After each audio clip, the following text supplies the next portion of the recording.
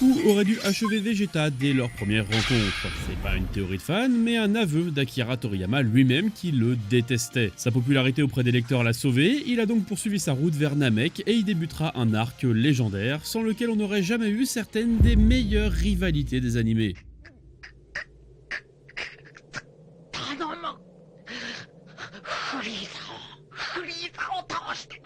Comment le prince des Saiyans a fini par implorer son ennemi? Dès leur première rencontre, la différence est frappante. Vegeta est fier, arrogant, hautain et j'ose le dire, imbuvable. Goku est son exact opposé. Naïf, gentil, même carrément simplet. Cette disparité en fait de bons adversaires, mettant en valeur les qualités du héros et ça aurait dû s'arrêter là. Mais sur Namek, Vegeta, marqué par sa défaite, cogite. Ses méthodes ne changent pas, ça reste un méchant. Sa vision du monde, en revanche, elle en prend sacrément un coup. Encore plus quand Freezer l'humilie et le blesse mortellement. Dans son dernier souffle, il accepte donc ses limites en mettant pour la première fois de côté son ego. Lorsqu'il revient à la vie, il se fixe alors un nouvel objectif, surpasser Son Goku. C'est le début d'une rivalité, mais seulement à sens unique. Notre héros ne se préoccupe pas vraiment de savoir qui gagne, car ce qui lui importe, c'est d'être assez fort pour protéger les siens, et pas de battre celui qu'il voit désormais comme son ami. Seul le respect est mutuel ici. Et c'est encore mieux, ça contribue à un principe d'écriture qui a fait de leur duo un moteur essentiel de l'intrigue des arcs suivants. Un principe qu'on retrouve dans quasiment toutes les plus grandes rivalités, et pas seulement dans la baston. Le déséquilibre. La jalousie est formidable pour créer du conflit. La faiblesse de Vegeta le pousse vers le côté obscur et il va commettre l'irréparable pour avoir une chance de vaincre son rival. Ça nous a donné des scènes légendaires qui n'auraient jamais existé sans cette fêlure.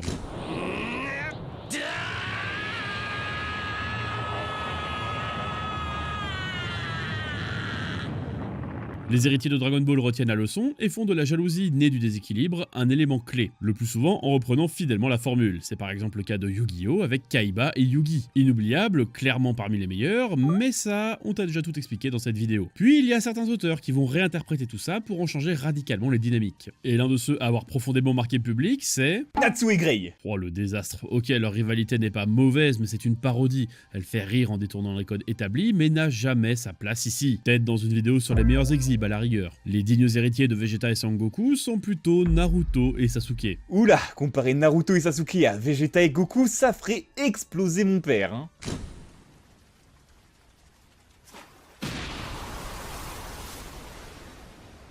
Sans musique ni effet grandiose, ce combat signe la fin d'une rivalité d'anthologie qui nous aura transportés pendant plus de 10 ans. Celle de l'héritier d'une illustre famille dépeint comme le prodige de Konoha face à un orphelin devenu la grosse victime du village. Un échec ambulant qui peine à faire les techniques les plus basiques. Leur première interaction est basée sur ce déséquilibre. Ils sont placés ensemble dans l'équipe 7 pour justement amener Naruto à progresser pour combler l'écart. Ce qu'il fait petit à petit, et Sasuke, qui le méprisait, commence à s'en inquiéter. Ce n'est certes pas la seule raison, mais de fait, sa peur d'être rattrapé va le pousser à sombrer toujours plus dans les ténèbres. Une inversion de la rivalité Goku-Vegeta qui raconte quelque chose d'autre, qui met en valeur les qualités de chacun et devient un formidable outil narratif pour faire progresser les deux personnages, et ça nous tient en haleine. Mais attention à ne pas en faire trop, genre Izuku et Bakugo de My Hero Academia. On sent l'inspiration, mais il a voulu la complexifier au point que ça tourne en rond. Les deux arrivent à un niveau égal, ce qui brise tout l'intérêt de leur opposition et leur développement. Et puis bon, l'absence de conséquences... Vient ensuite s'y ajouter Shoto, qui devient le rival un peu des deux, ou le crush des deux. Prenez une chambre les gars, sérieusement. Et c'est pas fini, parce que Deku a un vrai harem, à un point où on s'y perd. Genre sa pseudo-rivalité pendant 10 secondes avec ce type qui contrôle les esprits dont tout le monde se fout, c'est tout le souci de My Hero Academia, de façon générale. Il y a trop de personnages. Comment tu veux les développer correctement dans ces conditions? Or, une bonne rivalité, ça a un intérêt, si les deux évoluent à travers elle. Je vais te montrer un exemple dans une incroyable réussite. Kill la Kill. L'héroïne Ryoko est en quête de réponse. Elle veut trouver l'assassin de son père qui détient la deuxième moitié de la lame de ciseaux, l'arme responsable de sa mort. Cette personne, c'est Satsuki, la présidente du conseil des élèves de l'académie, qui prend un malin plaisir à ne pas lui répondre et pousse l'héroïne à la combattre. Au début, elles sont ennemies et Satsuki domine Ryoko. Puis au fil des combats, l'écart se comble, le respect grandit entre elles, la haine devient rivalité et la révélation. Ryoko est la sœur présumée morte de Satsuki. Elles n'ont plus de raison de s'affronter, elles trouvent alors leur équilibre dans une relation de sœurs aimantes. C'est une bonne conclusion, mais est-ce qu'on pourrait pas faire un peu moins niais s'il vous plaît? Moi j'aime bien quand ça finit mal, j'aime les tragédies, et pour une rivalité qui répond à ces critères, il faut revenir aux origines des des Neketsu. Non, pas Dragon Ball, mais Ashita no Joe, et par extension les mangas de sport qui façonnent leurs conflits et leurs drames à travers le dépassement de soi.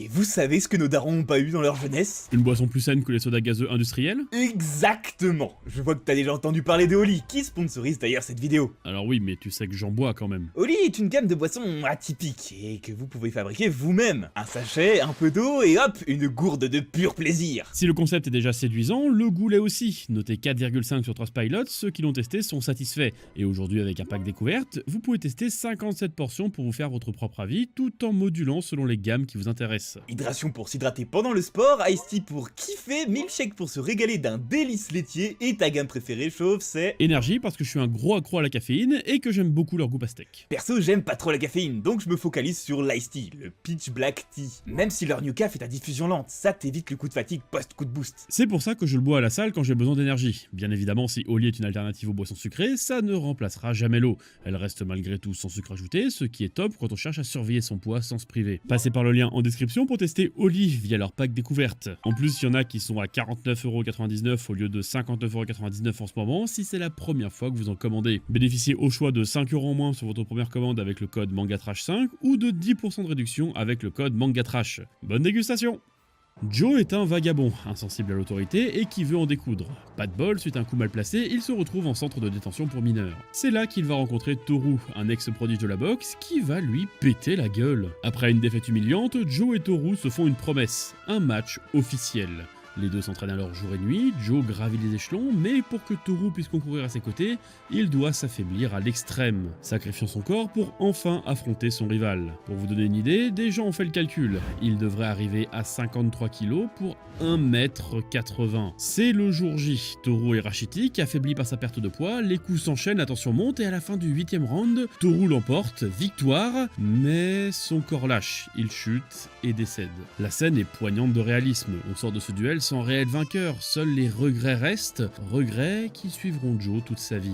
Ashita no Joe fait preuve d'une vraie qualité d'écriture de personnage dont toute une génération se rappelle encore aujourd'hui, et ce n'est pas la seule, je suis sûr que vous êtes passé à côté de cette rivalité à l'écriture folle, digne de la rivalité Joe-Toru. Plutôt méconnu chez nous, Hikaru no Go. C'est une véritable pépite d'écriture dont la tension va reposer sur plusieurs relations, notamment une rivalité très différente de ce qu'on a déjà vu. Ok, chapitre 2, le héros débute au Go, un jeu de société traditionnel chinois, et affronte un jeune prodige qu'il bat. Ce dernier voit en lui un génie caché, alors qu'en fait, pas du tout, il ne maîtrise même pas les bases. S'il triomphe, c'est uniquement grâce à l'esprit d'un maître mort il y a des centaines d'années lui soufflant les réponses. Le quiproquo pourrait s'arrêter là, mais les auteurs ont pleinement saisi l'intérêt de ce triangle. Le prodige désire battre le héros car il se sent plus faible, mais l'inverse est vrai, et ça va devenir son moteur pour pleinement suivre les consignes de son mentor dont il se fiche éperdument au début, jusqu'à maintenant devenir joueur professionnel. Leur rivalité ne naît pas du désir de vaincre, mais de l'envie mutuelle de se dépasser, de progresser, à l'image des maîtres en matière de rivalité,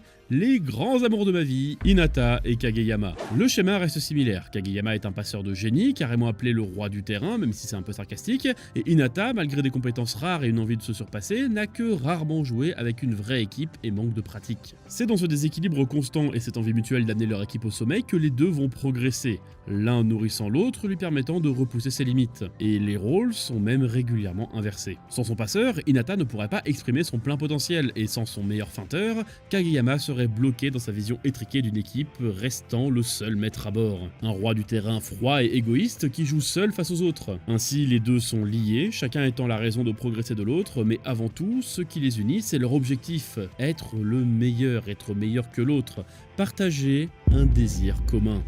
Ça, c'est la spécialité des romances qui nous sortent leur meilleure rivalité entre amoureux. Regarde les 100 petites amies qui t'aiment à en mourir. Rentaro n'a pas le choix, il doit sortir avec les 100 âmes sœurs, sinon elles mourront. Étant d'humeur très charitable, il accepte de sortir avec toutes. Grand prince. Mais comme on n'est pas dans les animés de Degen numéro 2, on va plutôt parler de vrais triangles amoureux bien conflictuels, comme Nisekoi. Fils d'un grand chef de Yakuza, Raku cherche désespérément son amour de jeunesse à qui il a confié la clé de son cœur. Ou plutôt, de son pendentif. Un jour, il rencontre une étudiante tout juste transférée, Chitoge. Entre eux, l'ambiance est pas très folle. vraiment pas très folle. Elle lui colle une grosse mandale et paume le pendentif. Les deux le cherchent ensemble, ce qui aggrave encore leur haine mutuelle. Raku rentre en se disant que plus jamais il ne parlera à cette meuf, mais surprise, son père l'a mariée avec la fille d'un gang rival pour apaiser les rancunes, et tu t'en doutes, c'est Shitoge. Donc ouais, la tuile, mais pas tant, puisqu'en fait, elle a la fameuse clé, tout comme une autre fille sur laquelle il est en crush, et puis une autre, en fait, à chaque fois que le conflit s'épuise, l'auteur nous ressort une clé, et une nouvelle prétendante pour relancer l'intrigue, et ça fonctionne. Qu'on aime ou pas, le triangle amoureux est un cliché très commun dans les romances, parfait pour générer de l'attention et nous encourager à continuer le visionnage sans savoir qui va gagner la bagarre sentimentale. Un peu comme dans les mangas de baston en fait. Eh bien, il y a une autrice qui a voulu mêler les deux,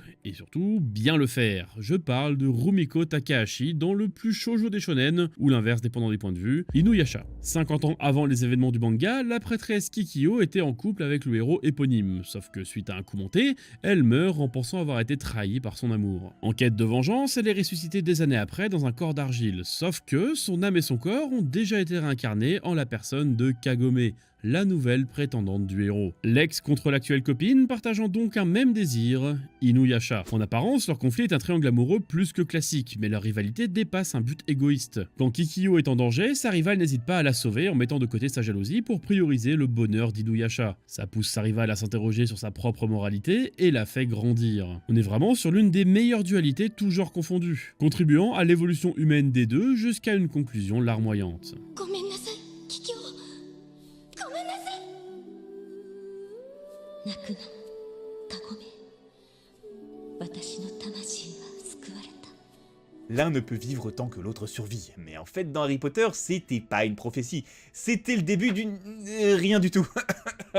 Ces fins tragiques sont un classique plutôt attendu, y compris dans des œuvres où on ne penserait pas les voir, genre Cowboy Bebop. Spike et Vicious sont partenaires chez Red Dragon, une organisation criminelle, et ils y rencontrent Julia, une femme sublime qui devient la petite amie de Vicious, puis rompt pour aller avec Spike. Ça entraîne alors la fin de leur amitié, et les oppose à jamais. Après 2 épisodes haute tension où Julia est tuée par les hommes de son premier amant, ils se retrouvent au sommet d'une tour pour s'entretuer dans un ultime affrontement ayant marqué au fer rouge la Japanimation. Dans Cowboy Bebop et dans pas mal de mangas, il y a un but, un désir commun aux deux rivaux. Certains auteurs font le pari de changer ça en donnant à chacun des personnages des caractéristiques que l'autre envie et désire obtenir. On passe d'un désir similaire à un désir de ce que l'autre possède. Une lourde malédiction pèse sur la famille Soma dans Fruit Basket. 13 de ses membres sont possédés par l'esprit d'un animal du zodiaque chinois. Et ils ne sont pas tous égaux. Le personnage possédé par le rat est naturellement doué en tout. À l'école, en sport, il a un statut haut placé dans la hiérarchie familiale. Alors que son homologue chat est systématiquement moins bon que lui. Et surtout, il est rejeté par la famille, considéré comme un monstre. La rivalité semble en apparence très classique, l'un dominant l'autre et l'écrasant à tous les niveaux, mais là où elle se démarque, c'est par l'admiration et le désir mutuel qu'ils éprouvent. Bien que le rat soit intégré dans la famille, c'est une prison dorée. Il envie la condition du chat, libéré de toute obligation et capable de s'intégrer en société. De son côté, le chat envie la prestance naturelle du rat et la fascination que les autres éprouvent à son sujet. En l'autre, il voit des facettes qu'ils envient et ne sachant pas l'exprimer, c'est une source de conflit. L'animosité et la jalousie masquent en réalité une admiration réelle de l'autre et l'envie de lui ressembler. Ça rend leur développement complexe et surtout terriblement humain. C'est ce qui rend une relation impactante, on s'identifie. Food Wars est un très bon exemple. Erina et Soma, 2 apprentis d'une prestigieuse école de cuisine, cherchent à être le meilleur. Ils sont perpétuellement en compétition l'un contre l'autre, tant professionnellement que personnellement. On comprend leur envie et c'est pour ça que leur rivalité nous marque. Mais impossible qu'ils soient aussi compétiteurs que les vrais maîtres de cette catégorie, Kaguya et Shirogane. Les deux sont des rivaux parfaits. Opposés mais complémentaires, ils ont un même but, forcer l'autre à déclarer son amour en premier. Et pour ça, tous les moyens sont permis. Séduction, manipulation, mensonge, tout y passe. Au-delà de l'apparence burlesque du manga, chaque mini-conflit apporte une réflexion et sert au développement des personnages. Love is War, c'est une réelle prouesse d'écriture qui déconstruit les schémas de conflits traditionnels dans les relations amoureuses. D'habitude, l'un aime l'autre et cherche la réciprocité. Ici, les deux protagonistes savent déjà que leur amour est partagé et ça bouleverse tout. La rivalité n'est plus orientée vers la conquête, mais vers la maîtrise des relations. C'est une bataille d'ego digne des plus grands neketsu dans une romance de lycéen. Et en parlant de romance, il faut absolument parler du couple qui détient le record de la tension tension sexuelle la plus haute de toute l'histoire du manga, Guts et Griffith dans Berserk. Guts est un guerrier solitaire, luttant pour survivre dans un monde violent. Dans sa quête, il rencontrera Griffith, son futur ex-meilleur ami, et surtout rival de l'époque, maintenant ennemi mortel, à l'époque chef d'une troupe de mercenaires ultra compétente. Plus les événements avancent, plus les envies de chacun se font fortes et imposantes, menant les deux à se séparer. Séparation qui n'a pas très bien tourné. Toute leur relation est basée sur les codes du shoujo, dont l'auteur est un énorme fan. D'où certaines tensions qui peuvent sembler un peu étranges, chacun tente juste de trouver sa place pour survivre dans cet univers qui n'en épargnera aucun des deux. Dans l'âge d'or, ce qui les oppose fondamentalement, c'est un conflit moral construit autour de leur vision du monde. Et c'est ce qui va les séparer. Griffith va s'élever parmi des dieux corrupteurs, tandis que Guts, resté humain, va lutter pour lui et pour se venger. Le respect se mue alors en haine, il n'y a alors plus de rivalité, ils ne sont plus qu'ennemis. Que les deux rivaux partagent des valeurs morales incompatibles, c'est encore une très bonne façon de créer du conflit. Et donc des histoires. C'était déjà le cas chez Dragon Ball, mais aussi plus récemment dans la première partie de Dr Stone. Les cerveaux contre les muscles, c'est un conflit intemporel. C'est efficace avec un vrai développement de personnages. Mais on a préféré retenir 3 trios plus iconiques. Le premier, c'est dans Code Geass. Suzaku et Lelouch ont le même but, bâtir un monde juste en mettant fin à la guerre qui sévit dans leur pays et ainsi offrir la liberté à leur peuple. Sauf qu'ils ont des solutions différentes pour arriver à ça. Pour Lelouch, la fin justifie les moyens. Il utilise alors le Geass pour manipuler et détruire le système actuel. À ses yeux, le mal est nécessaire pour renverser un mal plus grand. Pour Suzaku, une bonne finalité obtenue avec des moyens immoraux n'est pas la solution. Il refuse de renverser Britannia et préfère changer le système de l'intérieur. Malgré tout, les deux sont des amis d'enfance. Si leur rivalité marche si bien, c'est grâce à cette ambiguïté amour-haine. On comprend leur point de vue, leurs différences les opposent, mais l'affection qu'ils éprouvent complexifie la situation, la rendant inoubliable. D'autant que les valeurs de l'un et de l'autre vont s'inverser quand les conséquences des choix de chacun devront être soldées, marquant profondément leur psyché, et s'ils passent à 2 doigts de devenir ennemis, leur alliance finale le prouve. Ils n'ont jamais cessé de se respecter. Le deuxième est dans Death Note. Light et elle ont aussi le même objectif, éradiquer le mal pour que triomphe la justice. Sauf que le premier veut le faire en tuant tous les criminels lui-même et s'élever au-dessus de tous pour être en quelque sorte le dieu d'un nouveau monde. Le second par contre cherche juste à arrêter son comparse. Donc très simplement, l'un est méchant, l'autre est gentil. Donc ils avaient tout pour être ennemis, seulement... Light-kun wa watashi no hajimete no tomodachi desu kara. C'est cette phrase qui propulse leur duo au sommet, l'ambivalence de leur relation qui la rend complexe et complète, tant psychologiquement qu'émotionnellement. Elle, n'étant pas un détective vertueux poussé par des pures envies de justice et de noblesse, ça rend tout leur affrontement ultra captivant. Car c'est justement cette ambivalence qui donne de la profondeur à leur conflit. Certes, Light est un monstre, mais elle, à bien des égards, lui ressemble un peu. Le troisième est dans Vinland Saga, et c'est une masterclass. Traumatisé par la perte de son père, Thorfinn grandit aux côtés de ses assassins dans l'espoir de se venger. Tout à ses yeux n'est que cruauté et violence. Lors d'une mission, il protège le futur roi du Danemark, Canute, un gamin timide et faible animé de valeurs de bonté et de pitié liées à sa foi chrétienne. Les deux voient en l'autre ce qui leur manque, puis ils se séparent, vivent chacun leurs aventures et traversent une même épreuve qui inverse leur vision du monde. Thorfinn, devenu esclave, abandonne la violence pour trouver la paix intérieure. Canute, élevé comme roi, la fait sienne pour exercer son pouvoir. Leur design évolue en suivant leur nouvelle caractérisation. La narration change d'une saga épique au travail des chants. Et là, je t'ai juste parlé des 2 premières parties de Vinland Saga. Celle adaptée en anime se concluant chacune par une confrontation entre les 2 hommes, mettant en concurrence leurs idées, leurs pouvoirs respectifs, faisant à chaque fois évoluer les 2 personnages. Tu l'auras compris, lorsqu'une rivalité parvient à ce point à rythmer un récit, guidant ses différentes étapes pour faire grandir ses personnages, c'est tout simplement grandiose. Et si ça marche aussi bien ici, c'est parce que l'auteur a eu recours à une technique qui nous a donné parmi les meilleurs duos, les rivalités miroirs. Bien sûr, là on pense à... Elle des Mustangs de FMA. Bah non, je voulais parler de... Comme l'expéri.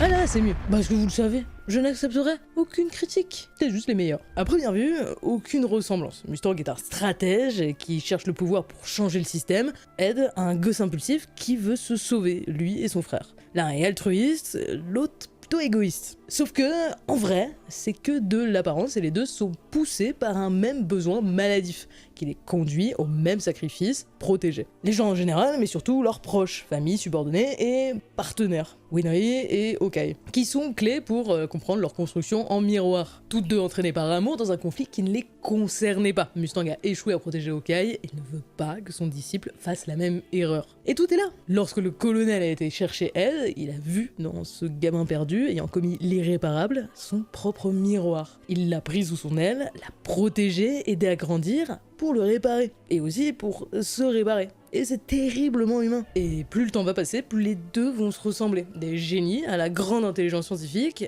mais surtout immatures et giga débiles. Mustang adore provoquer Ed sur sa taille à coups de « Oh mais t'es tout petit, bois ton lait !» Et Ed, lui, s'amuse en retour à relever son inutilité. Après, il a pas tort, hein, c'est clairement OK qui fait tout le travail. C'est des gros gamins, mais c'est pour ça qu'on les aime. Ils sont faits de chair et de sang, de sentiments contradictoires, de défauts crédibles. Ça les rend vrais. Tout l'inverse d'un certain manga, n'en déplaise à la racaille. En plus, c'est drôle, ça allège le récit, et le temps d'une bonne vanne. Et plus encore, s'ils ne peuvent s'empêcher de se lancer dans un concours de qui a la plus grosse, à la toute fin, ils se soutiennent toujours. Il y aurait énormément à dire sur leur relation. Moi, vous savez, j'ai écrit des pages et des pages et des pages et des pages de choses là-dessus. Si vous voulez, je peux vous parler de Roi Mustang avec des relations d'autres personnages aussi. Voilà, j'ai analysé les dialogues en différentes langues. Ça ira, Meili, merci, tu as soulevé le point le plus important. Une bonne rivalité, c'est aussi savoir mettre son ego de côté pour s'entraider. Et maintenant que je suis tout seul, je vais pouvoir parler de ce que je veux. On va donc parler de Bakuman et de la rivalité qui donne un squelette à tout le manga, Muto Hashirobi contre Eiji Niizuma. Ce dernier est un véritable prodige du manga qui va très vite avoir sa propre série. Et pour progresser, le héros qui dessine dans son duo va devenir son assistant. Et malgré son envie d'être le meilleur, il va l'aider à améliorer son récit, apportant de nouvelles idées et des réflexions pertinentes qui vont lui permettre de se démarquer. Cela relance complètement les premiers chapitres, c'est un franc succès, en partie grâce à lui. Ainsi, Hashirogi et Niizuma se conseillent, s'entraînent en dépit de leur rivalité.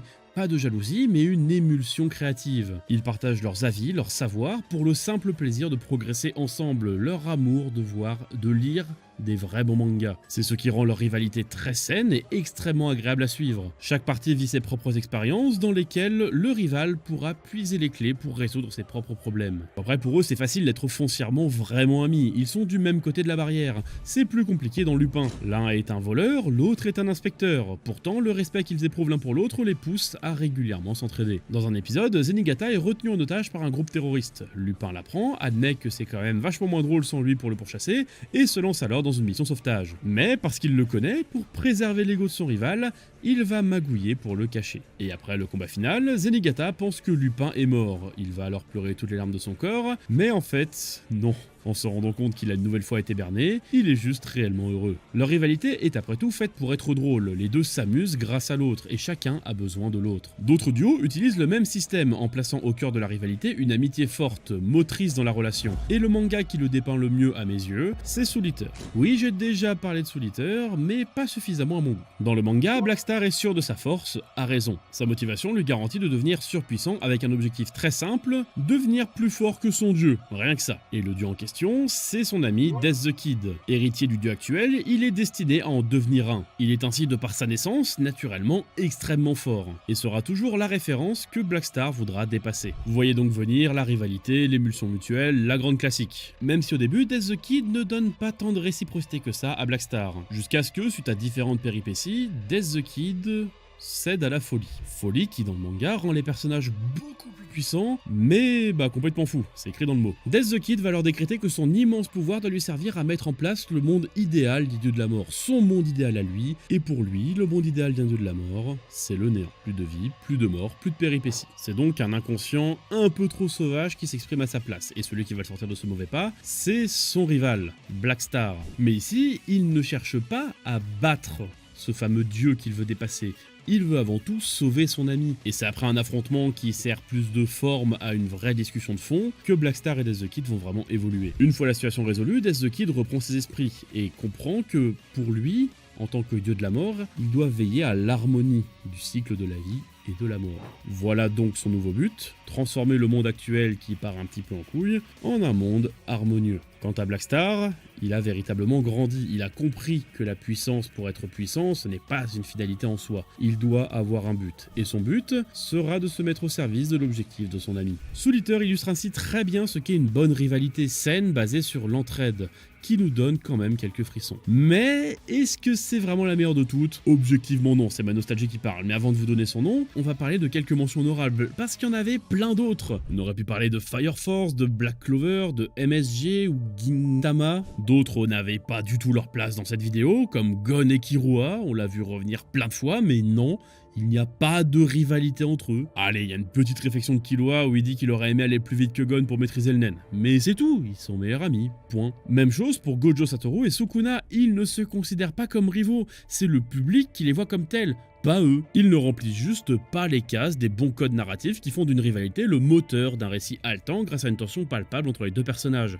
Une tension qui sert à leur évolution à travers des relations humaines teintées de respect. À quel moment vous voyez ça chez Gojo et Sukuna? Ce ne sont que des ennemis, c'est le public qui se dit « Oh mon dieu, le plus fort de tous les temps contre le plus fort de son temps, ils sont forcément rivaux. » Non, ils se tapent dessus, point. Et c'est souvent le cas pour beaucoup de dualités désignées en ligne comme étant des grandes rivalités, donc qui n'avaient rien à faire ici. Donc au final, c'est laquelle la meilleure? Ed et le GOAT Mustang sont les meilleurs évidemment. Si tu veux, mais moi personnellement je pense que ma nostalgie a raison. La meilleure rivalité de manga, c'est celle qui aura su vous émouvoir certes, vous procurer des émotions sans doute, mais aussi vous faire vous questionner. Car si on peut voir d'un œil un peu naïf l'amitié comme étant juste haha on passe des bons moments ensemble, c'est aussi une relation qui est là pour nous stimuler, nous aider à grandir, nous aider à progresser, bref nous aider à devenir une meilleure personne.